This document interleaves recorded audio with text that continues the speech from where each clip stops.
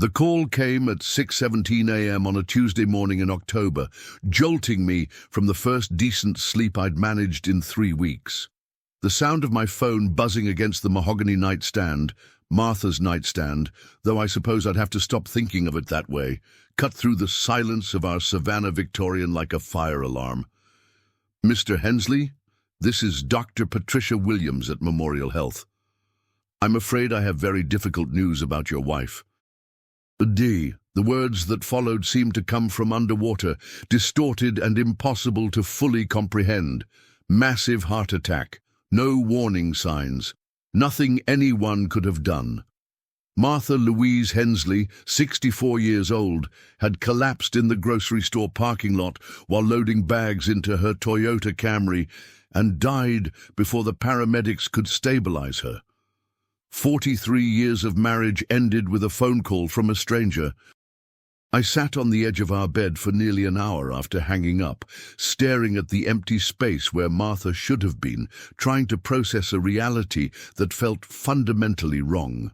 Yesterday evening, she'd been planning a dinner party for the following weekend, debating whether to serve her famous peach cobbler or try a new apple tart recipe she'd found in Southern Living magazine. This morning, she was gone. The next several hours passed in the kind of surreal haze that follows sudden tragedy. Phone calls to family and friends, arrangements with the funeral home, decisions about memorial services and burial plots, and flowers that Martha would never see. The logistics of death, I discovered, are both overwhelming and oddly comforting, a series of concrete tasks that provide structure when the world has lost all recognizable shape. Our house on East Gaston Street had been Martha's pride and joy, a 1890s Victorian she'd lovingly restored over 2 decades of weekend projects and careful historical research. Every room reflected her impeccable taste and attention to detail. From the original heart pine floors she'd had refinished to the period-appropriate wallpaper she'd special ordered from a company in Charleston. But by Wednesday afternoon, the house felt like a museum to a life that had ended too soon. That's when Linda Morrison arrived. Linda was Martha's younger sister, 59 years old, divorced and bitter about the way life had treated her in ways both real and imagined. Where Martha had been warm and generous, Linda was calculating and resentful.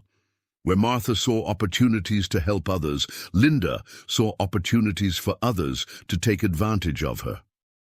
I heard her car pull into the driveway, a late-model Lexus that her most recent ex-husband had been forced to give her as part of their divorce settlement, and watched through the front window as she emerged carrying an oversized purse and wearing the kind of determined expression that usually preceded unpleasant conversations.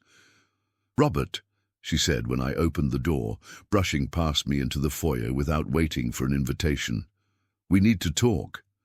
"Hello, Linda. I'm glad you're here. I know Martha would want—" "Martha's dead, Robert." Her interruption was sharp enough to cut glass. "And now we need to discuss practical matters."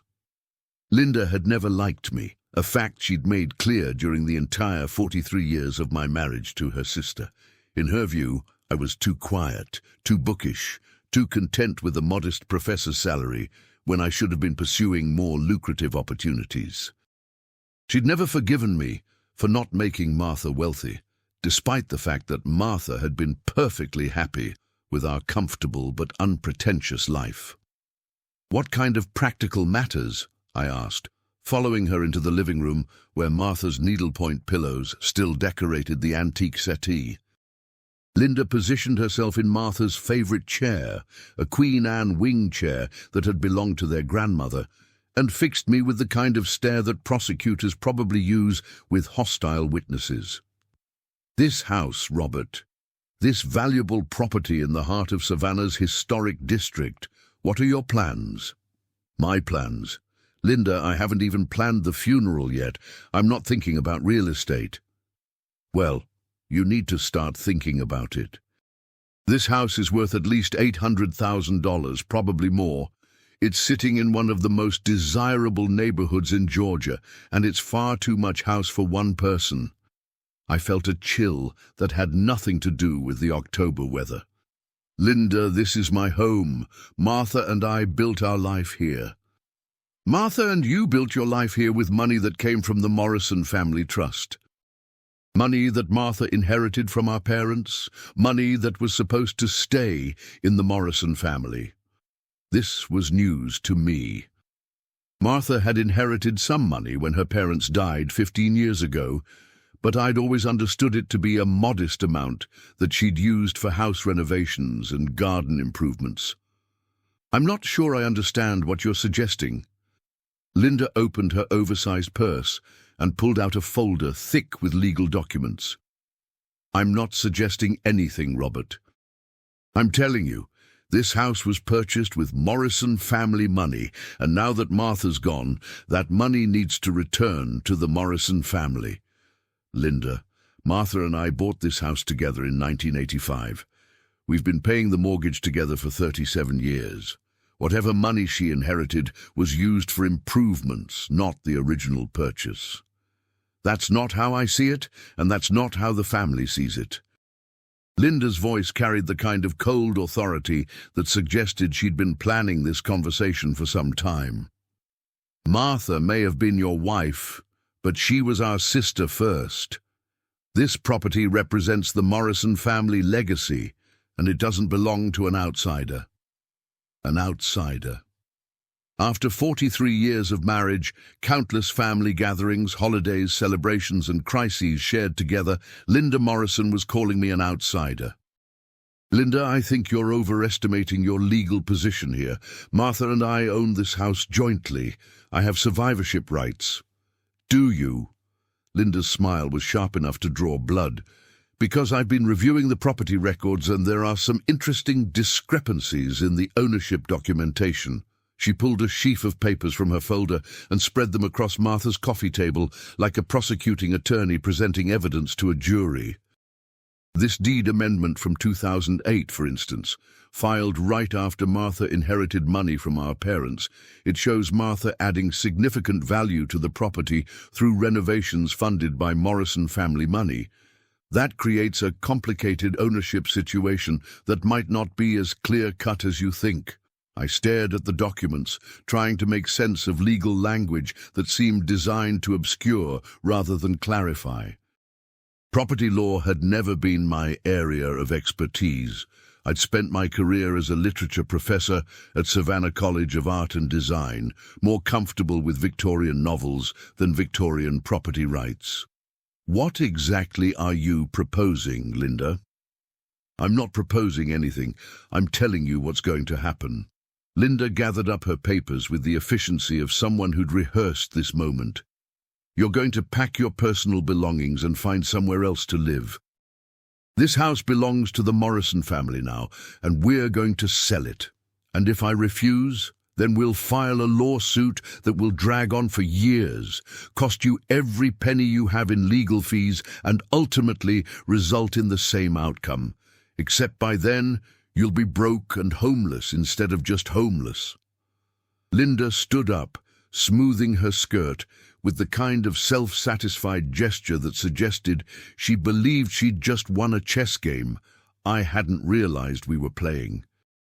I'm giving you 2 weeks to make arrangements, Robert. That's generous, considering the circumstances. By November 1st, I want you and your belongings out of this house. Linda, this is my home. This is where Martha and I... Martha's dead, Robert. Her interruption was brutal in its finality. Pack and leave now, or deal with the consequences later. After Linda left, I sat alone in the living room, where Martha and I had spent thousands of evenings reading, talking, planning our future, and simply enjoying each other's company. The house felt different now, not just empty, but somehow violated by Linda's presence and ultimatum. I walked through the rooms slowly, seeing them through new eyes. The kitchen where Martha had cooked elaborate meals for friends and family. The sunroom where she'd tended her orchids and African violets. The study where I'd graded papers while she worked on genealogy research and correspondence with distant relatives. Every corner held memories that Linda Morrison was now claiming had no value, no legitimacy, no right to exist in a house she believed belonged to her family rather than the man who'd shared it with her sister for 4 decades. But as I stood in the study, surrounded by my books and Martha's family photos, I realized that Linda had made a crucial miscalculation. She'd assumed that grief would make me weak, that shock would make me compliant, that being 68 years old would make me easy to intimidate. She was about to discover how wrong she was. I pulled out my phone and scrolled through my contacts until I found the number for Harrison Walsh and Associates, the law firm that had handled Martha's and my estate planning for the past 15 years. "Patricia Walsh, please. This is Robert Hensley, and I need to schedule an emergency consultation." As I waited for Patricia to come to the phone, I looked around the study that had been my sanctuary for 27 years. Linda Morrison thought she could steal my home by exploiting my grief and ignorance. She had no idea that she'd just declared war on a man who had nothing left to lose and 43 years of righteous anger to motivate him. Patricia Walsh had been Martha's and my attorney since 2007, when we'd first decided to put our estate planning in order. A sharp woman in her 50s, with the kind of incisive intelligence that made complex legal problems seem manageable, Patricia had guided us through wills, trusts, and property transfers with patience and expertise. But when I sat across from her desk Thursday morning, explaining Linda Morrison's ultimatum and threats, Patricia's expression shifted from professional sympathy to something much more serious.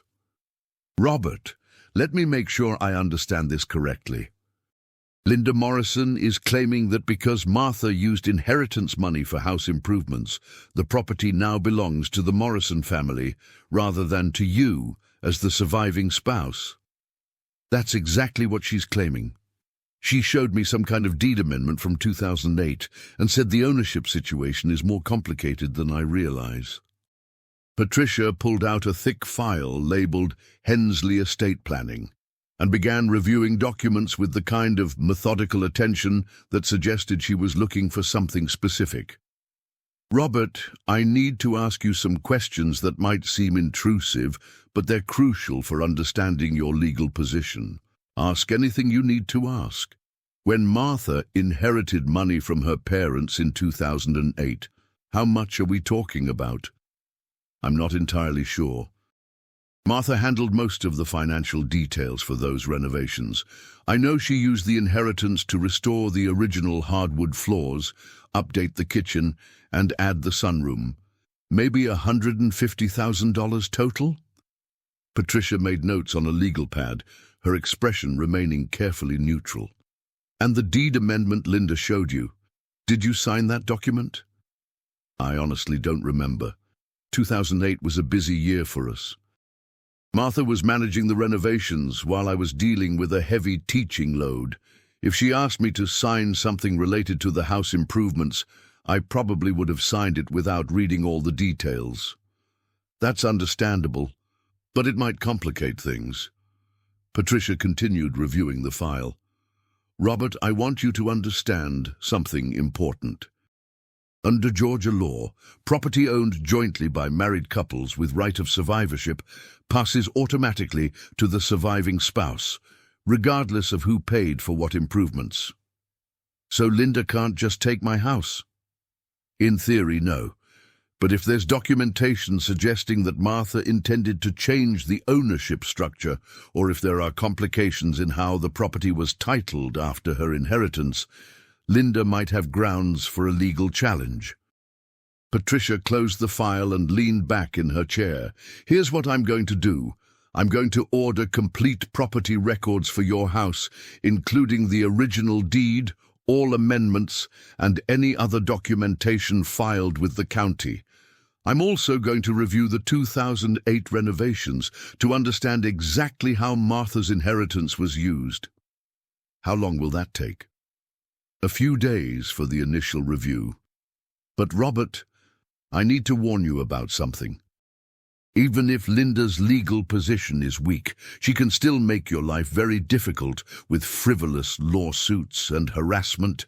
Some people use the legal system as a weapon of intimidation rather than justice. I thought about Linda's confident demeanor, her prepared documents, her casual dismissal of 43 years of marriage. Patricia, I get the feeling this isn't the first time Linda has tried something like this. What makes you say that? She seemed too prepared, too confident about complicated property law for someone without legal training, and she mentioned the family, as if there were other people involved in this decision. Patricia made more notes. I'll do some research into Linda Morrison's background and any previous legal actions she might have been involved in. Sometimes patterns emerge that can be helpful in developing strategy.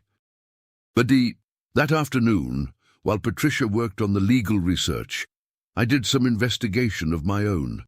Martha had been meticulous about keeping financial records, and her filing system in our home office was a model of organization that had always impressed and slightly intimidated me.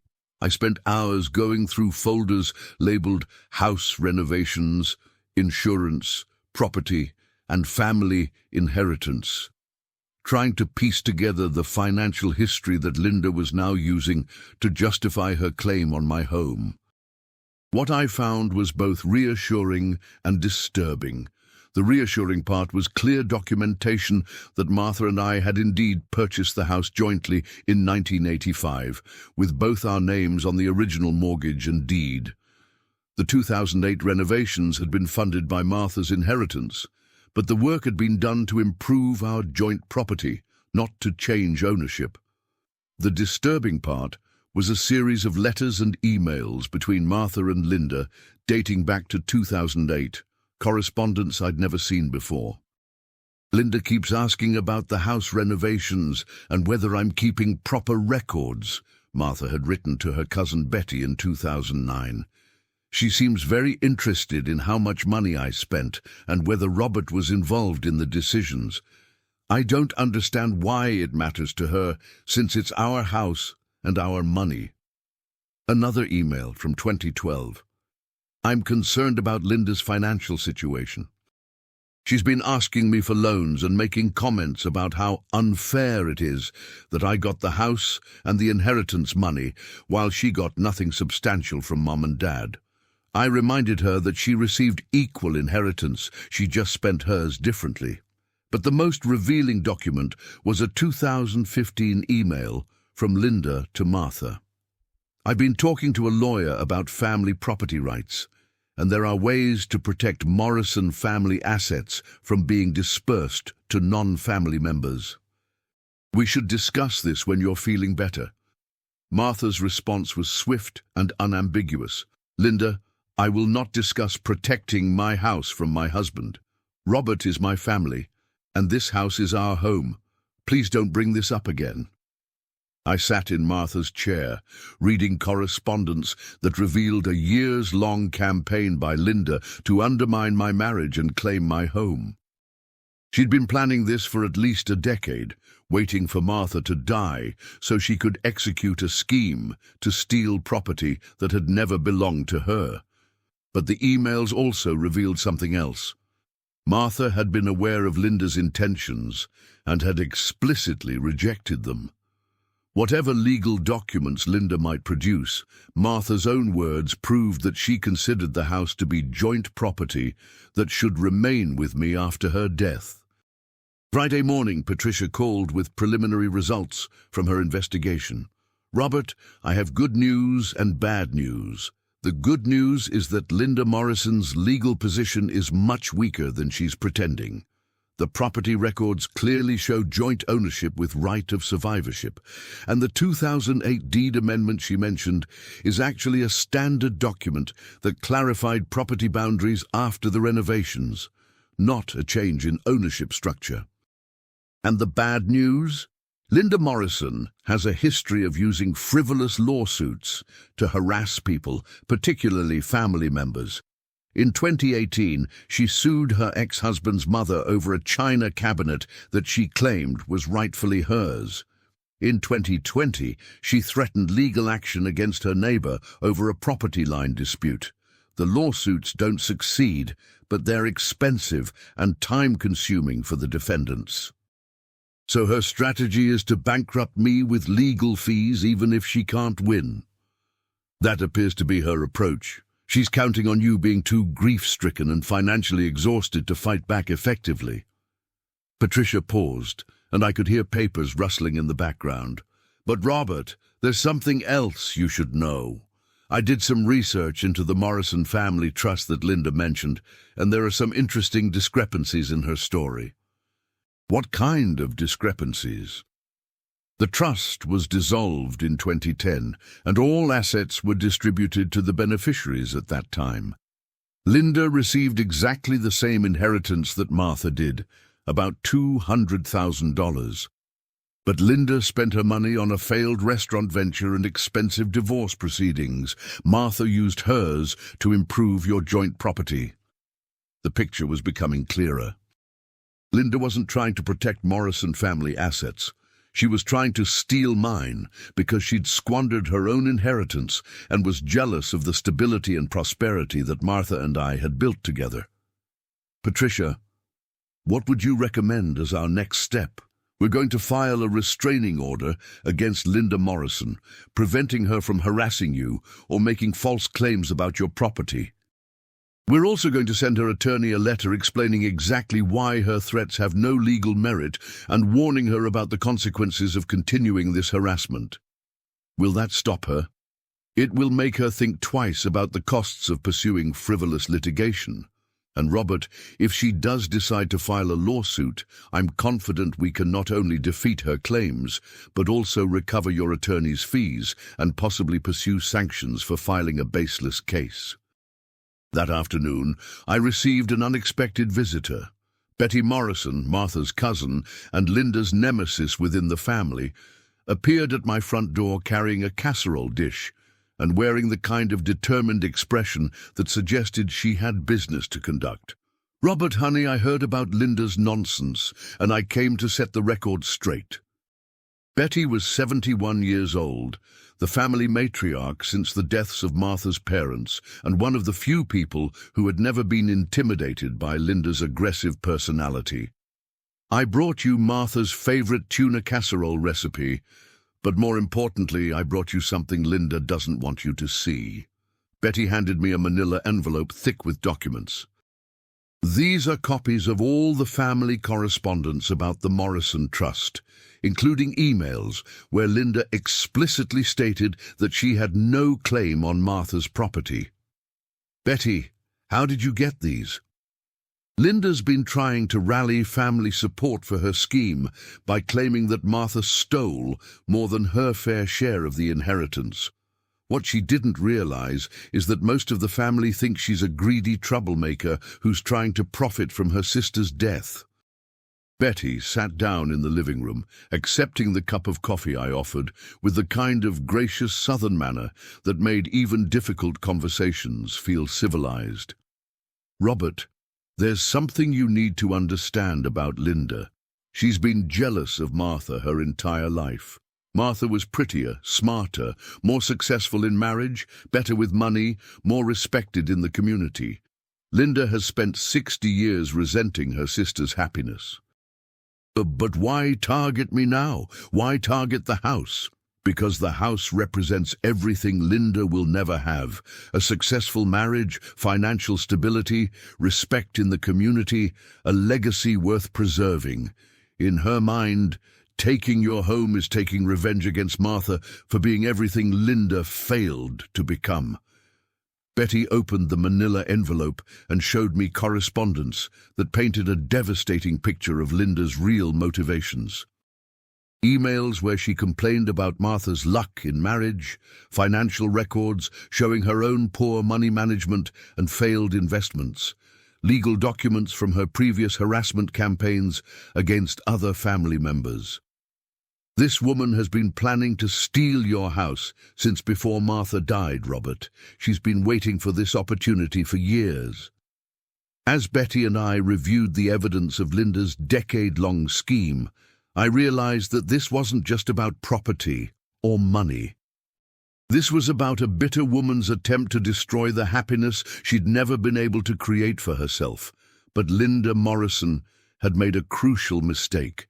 She'd assumed that grief would make me weak and isolated. Instead, she'd motivated me to fight back with the support of people who had loved Martha and respected our marriage. And now I had the evidence to prove that her claims were not just legally baseless, but morally bankrupt. The war Linda had started was about to become a battle she could never win. Monday morning brought an unexpected escalation to Linda Morrison's campaign of harassment. I discovered her strategy had evolved from legal threats to psychological warfare when I found her parked outside my house at 7 a.m., taking photographs of the property with a professional-looking camera and making notes on a clipboard. When she saw me watching from the front window, Linda had the audacity to wave as if she were a friendly neighbor rather than a woman trying to steal my home. I called Patricia Walsh immediately. "She's conducting what appears to be a property assessment," I reported, watching Linda measure the front walkway with a surveyor's tape. "She's treating my house like she already owns it. That's harassment, Robert, and it's about to stop. I'm filing for an emergency restraining order this morning. In the meantime, don't engage with her directly. Document everything she does, but don't give her any excuse to claim you threatened or intimidated her." But Linda's morning surveillance was just the beginning. By noon, I'd received visits from a real estate appraiser, a contractor specializing in estate property preparation, and someone claiming to represent a company that purchased complicated inheritance properties for cash. Each visitor apologized for the confusion when I explained that the house wasn't for sale, but the message was clear. Linda was creating a paper trail that suggested the property was already in the process of being transferred to her control.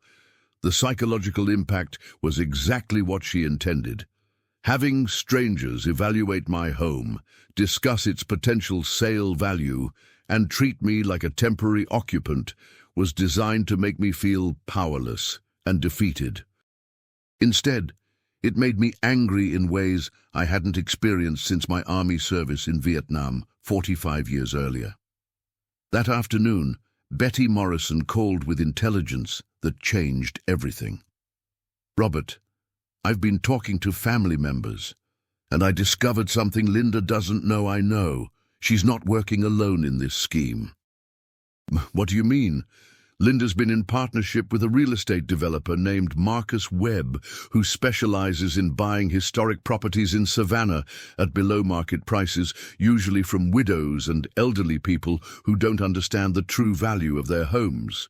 Betty explained that Webb's business model involved identifying valuable properties owned by vulnerable people, then using legal intimidation and harassment to force quick sales at prices far below market value. "Linda contacted Webb 3 years ago, Robert. She's been planning this since before Martha got sick. Webb has been coaching her on legal strategies and providing funding for attorney's fees in exchange for a percentage of the sale proceeds." This revelation reframed everything. Linda wasn't just a greedy sister-in-law. She was part of a predatory scheme that targeted grieving spouses and elderly property owners throughout Savannah's historic district. "Betty, how did you find this out?" "Webb's ex-wife is my bridge partner. She told me that Webb and Linda have been planning to flip your house for a profit that could exceed $300,000. That's why Linda is so confident about her legal position. Webb has been telling her that most people don't fight back because they can't afford prolonged litigation." I felt pieces clicking into place. Linda's prepared documents, her confident demeanor, her detailed knowledge of property law, none of it was her own expertise. She was following a playbook designed by a professional who had used the same tactics against other families. "Betty, would Webb's ex-wife be willing to provide documentation of this partnership?" "She already has. Carol Webb kept copies of everything when she divorced Marcus, including emails between him and Linda discussing your property specifically. That evening, Patricia Walsh reviewed the evidence Betty had provided, and her assessment was immediate and decisive. Robert, this changes everything. What Linda is doing isn't just harassment, it's conspiracy to commit fraud. She's been planning to steal your property using false legal claims, and she's been working with a professional who has a pattern of targeting vulnerable homeowners. What can we do about it? We're going to destroy them. Tomorrow morning, I'm filing criminal fraud charges against both Linda Morrison and Marcus Webb. I'm also filing a civil lawsuit for conspiracy, harassment, and attempted theft. And I'm going to make sure every newspaper in Savannah knows about this scheme. Tuesday morning, Linda Morrison received a visit from Chatham County Sheriff's deputies who served her with criminal fraud charges and a restraining order that prohibited her from coming within 500 feet of my property or contacting me in any way. The criminal charges were based on documentation that Webb's ex-wife had provided, proving that Linda had been using false legal claims to support what she knew was an illegitimate attempt to steal my home. But the real surprise came that afternoon, when Patricia received a call from Webb's attorney. "Marcus Webb wants to meet," Patricia told me. "He's panicking about the criminal charges and wants to negotiate a settlement that would make this all go away." "What kind of settlement?" "He's offering to pay your legal fees and provide compensation for emotional distress in exchange for dropping the criminal charges against both him and Linda." "How much compensation?" $50,000, plus documented proof of his scheme and testimony against Linda if she decides to continue fighting. I thought about the offer carefully. $50,000 was significant money, but it wasn't really about the compensation. What mattered was exposing the scheme and ensuring that Linda couldn't target other families the way she'd targeted mine. "Patricia, I want to hear what Webb has to say. But I'm not interested in letting Linda off the hook. She's been planning this for years, and she needs to face consequences for trying to profit from Martha's death." Wednesday afternoon, I sat across from Marcus Webb in Patricia's conference room, studying the man who had been coaching Linda Morrison in her attempt to steal my home. Webb was younger than I'd expected. Maybe 55, with the kind of slick confidence that suggested he was accustomed to intimidating elderly homeowners into submission. But today, faced with criminal fraud charges and the prospect of prison time, Webb looked like a man who had seriously underestimated his opposition. "Mr. Hensley," Webb began, "I want you to understand that my association with Linda Morrison was based on her assurance that she had legitimate claims to your property. You want me to believe that a professional real estate developer didn't do due diligence on a $750 million property before entering into partnership with someone who had no legal claim to it." Webb shifted uncomfortably. "Linda provided documentation that suggested her legal position was stronger than it appears to be in retrospect." Patricia spread copies of Webb's own emails across the conference table.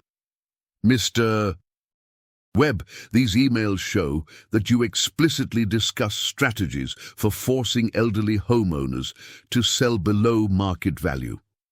You described Mr. Hensley as vulnerable due to grief and age, and predicted that he would fold quickly under legal pressure." Webb's attorney, a nervous young man who looked like he'd rather be anywhere else, attempted damage control. "My client is prepared to make a substantial financial settlement in recognition of the distress this situation has caused Mr. Hensley." "Your client is prepared to do whatever it takes to avoid prison time," Patricia replied. "The question is whether Mr. Hensley is interested in accepting a settlement or pursuing this matter through the criminal justice system." I looked at Webb, this predator who had been targeting families throughout Savannah, and made my decision. "Mr. Webb, I want complete documentation of your scheme, including names of other families you've targeted.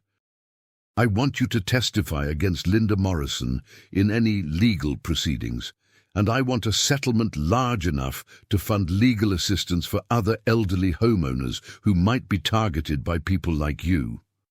"How much are we talking about?" Webb's attorney asked. $200,000, plus funding for a legal aid program that helps elderly homeowners defend against predatory real estate schemes. Webb looked like he was about to be sick, but his attorney nodded agreement. "My client accepts those terms." That evening I sat in my living room in my house, which would remain my home, and called Betty Morrison to share the news. "Linda is facing criminal fraud charges and a civil lawsuit that will probably bankrupt her," I reported.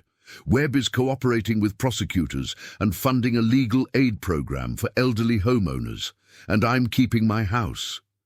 "Robert, Martha would be so proud of you. You didn't just defend your home, you protected other families from the same kind of attack." As I looked around the living room where Martha and I had spent 43 years building our life together, I realized that Linda Morrison's scheme had actually accomplished something she'd never intended. Her attempt to steal my home had motivated me to become an advocate for other vulnerable homeowners, ensuring that Martha's legacy would include protection for families facing similar predatory attacks. Linda had thought grief would make me weak. Instead, it had made me determined to fight for what was right, not just for myself, but for everyone who might face the same kind of assault on their family, their home, and their dignity. The war was almost over, but there was still one final battle to fight. 3 months after Linda Morrison's arrest on fraud charges, I received a phone call that would bring our legal battle to a satisfying conclusion. Patricia Walsh called on a snowy January morning with news that Linda had finally accepted the reality of her situation.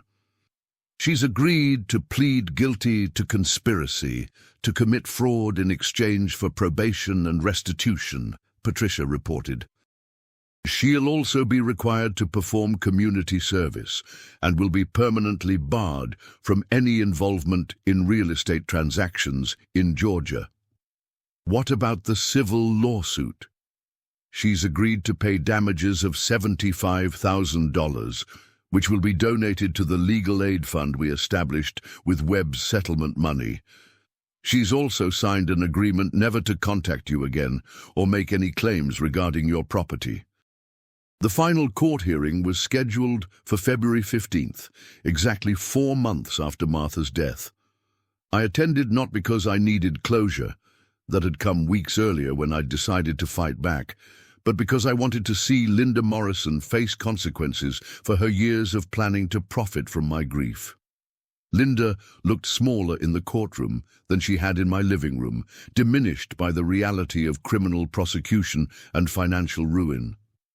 When Judge Margaret Patterson asked if she understood the terms of her plea agreement, Linda's voice was barely audible. "Yes, Your Honor, I understand." "Ms. Morrison," Judge Patterson continued, "you've admitted to conspiring to defraud an elderly widower of his home through false legal claims and harassment. Do you understand the seriousness of these charges?" "Yes, Your Honor." "And do you understand that your actions targeted a man during the most vulnerable period of his life, attempting to profit from his grief and confusion?" Linda's answer was even quieter. "Yes, Your Honor." Judge Patterson's sentencing was comprehensive and appropriate. 3 years of probation, 500 hours of community service at a senior center, and restitution not just to me, but to 2 other elderly homeowners who had been targeted by similar schemes. But the most satisfying part of the hearing was Judge Patterson's closing statement. "Ms. Morrison, you and your accomplice targeted elderly homeowners because you believed they would be too grief-stricken or intimidated to fight back. Your case should serve as a warning to others who might consider similar predatory schemes. This community will not tolerate attacks on our most vulnerable residents." After the hearing, I drove to Bonaventure Cemetery, where Martha was buried. carrying the daffodils that had been her favorite spring flowers. Her grave was in a peaceful section overlooking the Wilmington River, with a simple headstone that read, "Martha Louise Hensley, beloved wife, sister, friend." "It's over, sweetheart," I said, arranging the flowers beside her headstone. "Linda can't hurt us anymore, and we've made sure she can't hurt other families either." I told Martha about the legal aid fund that would help other elderly homeowners defend against predatory schemes, about the community support I'd received from people who had respected our marriage, and about the strength I'd found in fighting for the home we'd built together. But mostly, I told her about the realization that her death had revealed something important about the life we'd shared.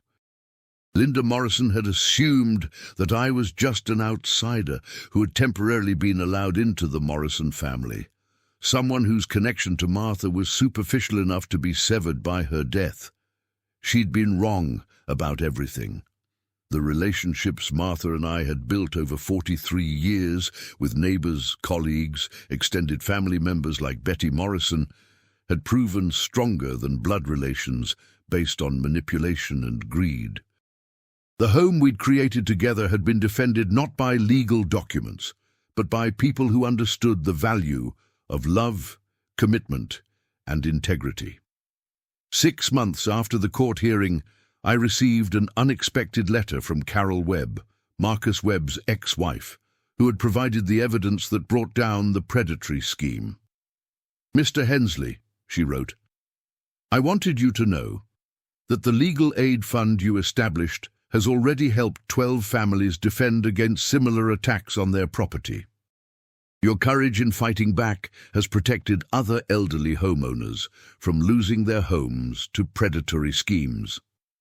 The letter included newspaper clippings about families who had successfully defended their properties using legal assistance funded by the settlement money, elderly widows who had been targeted by fake inheritance claims, senior citizens who had been pressured to sell their homes for far below market value, families who had been intimidated by false legal threats similar to what Linda Morrison had tried to use against me.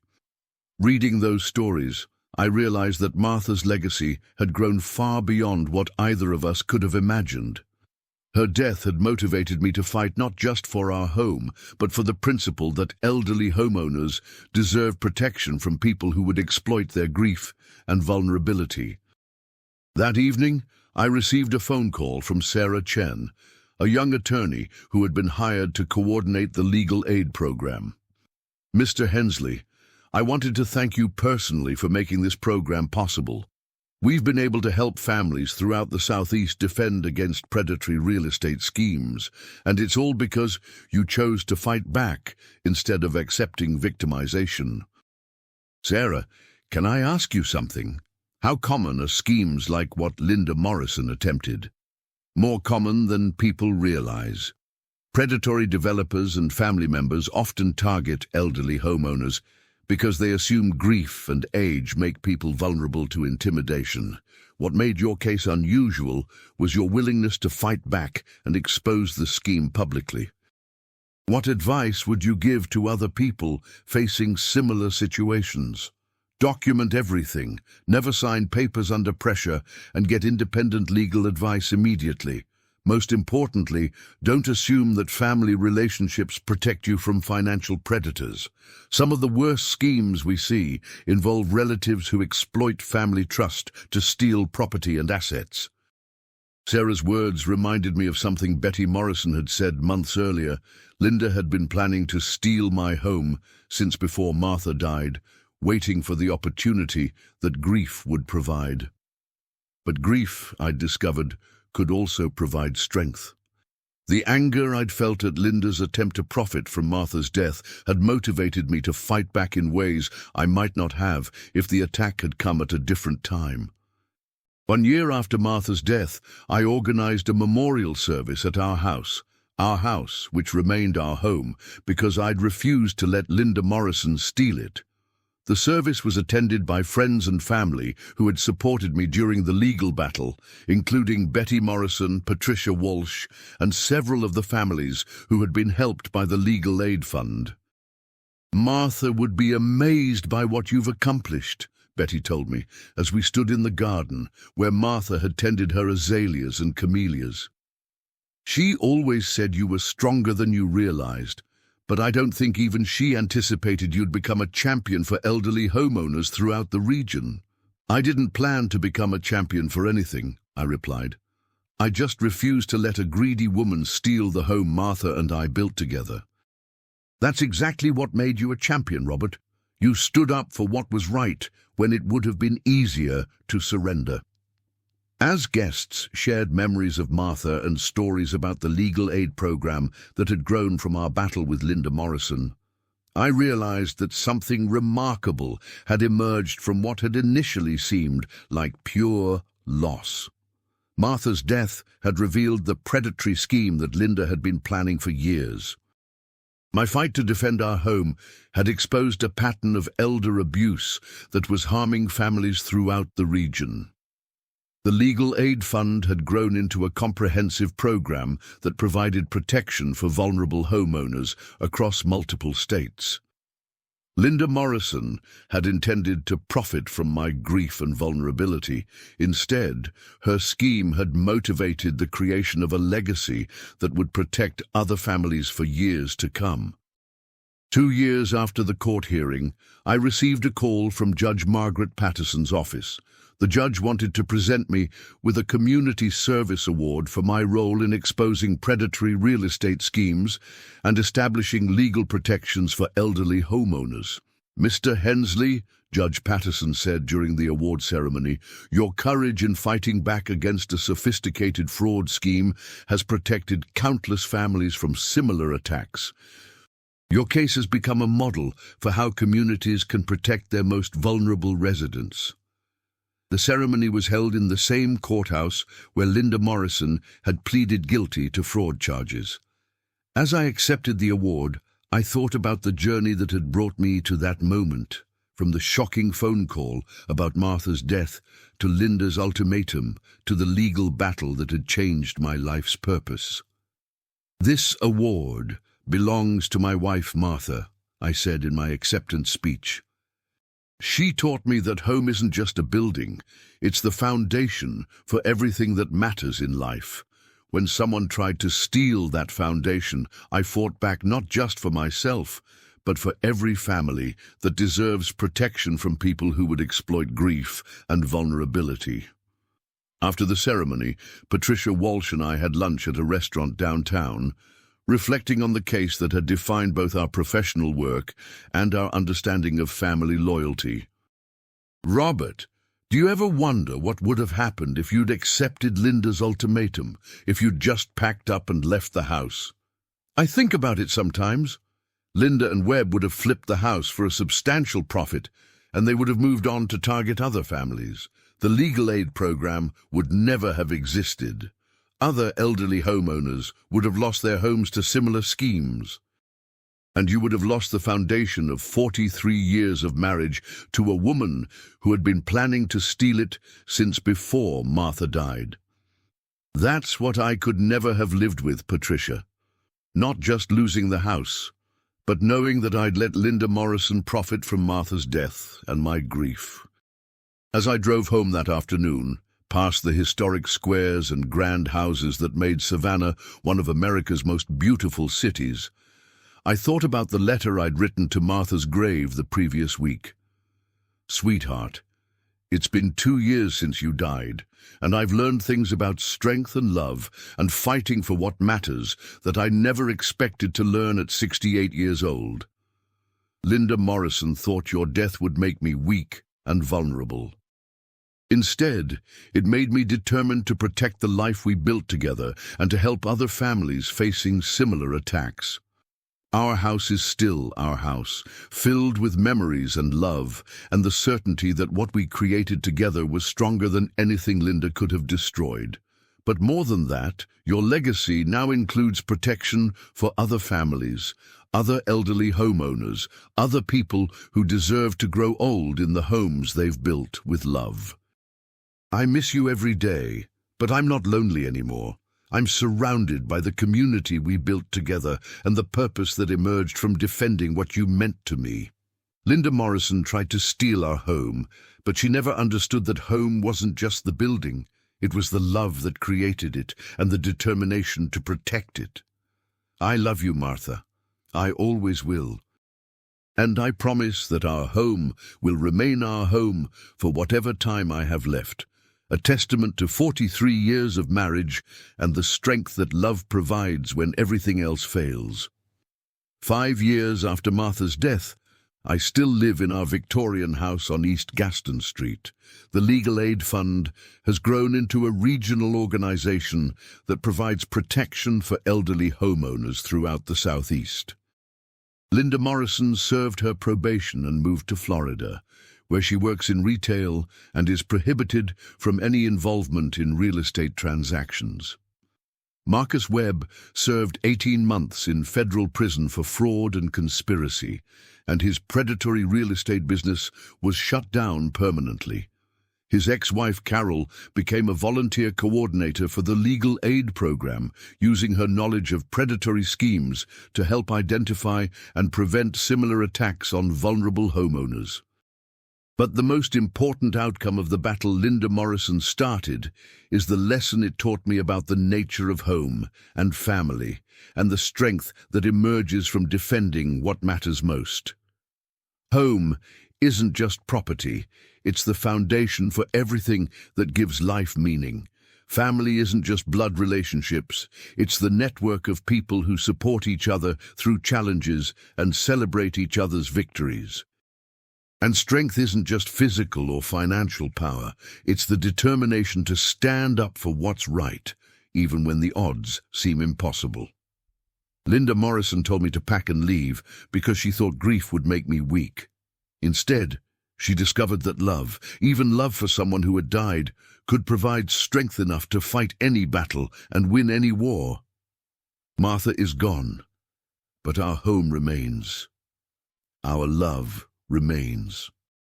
And the legacy we created together continues to protect other families from people who would exploit vulnerability for profit. Sometimes the best way to honor the dead is to fight for the living. And sometimes the greatest victory is not just protecting what you love, but ensuring that others can do the same.